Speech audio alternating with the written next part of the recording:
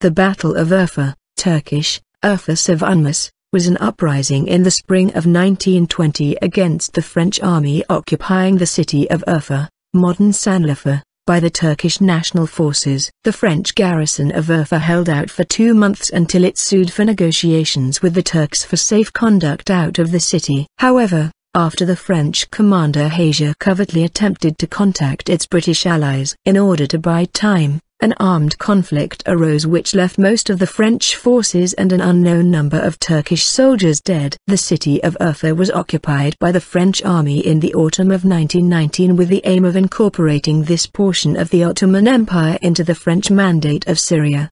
The designs of the French over the region of Cilicia were denounced by Mustafa Kemal Pasha, the leader of the newly formed Turkish National Movement. In the later part of 1919, Kemal and his supporters began to prepare to launch major insurrections against the thinly spread French units garrisoned in Marash, Aintab and Urfa to force the French to give up their territorial pretensions in the region. In January 1920, Saip Bey, the deputy from Urfa to the Turkish National Congress, called on the Kurdish tribes of Urfa to close ranks against the French and resist. His actions were coordinated with Kılıç Ali Bey, Kuluj Ali, a Kurdish army captain. Battle. On February 7, 1920, Saip Bey issued a demand that French forces evacuate Urfa in 24 hours. When the French refused this ultimatum, the Turkish forces rose up on February 9 and placed the French garrison under siege.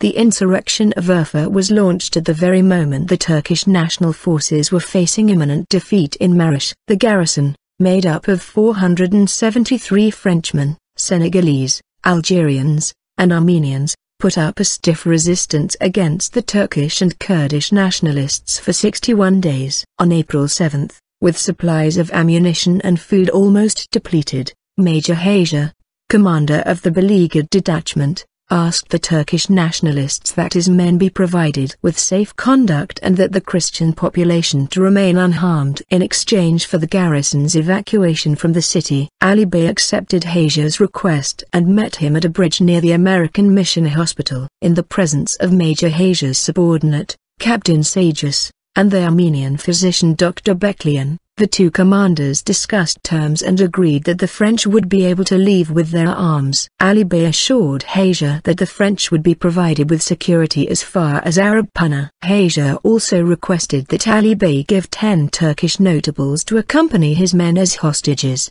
but Ali Bey rejected this and gave him 10 of his gendarmes instead. At an hour past midnight, the remaining 300 troops under Hauger's command began their withdrawal from Urfa. At a little before dawn, as the column approached a defile called Ferish Pasha Ravine, it was fusilladed by Kurds who had taken up positions on the ridges overlooking the ravine. The soldiers that Ali Bey had given to Hauger professed their ignorance of the ambush. Hauger attempted in vain to organize a surrender. Some of the French soldiers were able to break through the encirclement, but most of them were captured or killed. Hauger himself was killed. Only a handful of the original 473 men and officers of the Urfa garrison were able to reach safety at Arab Punna.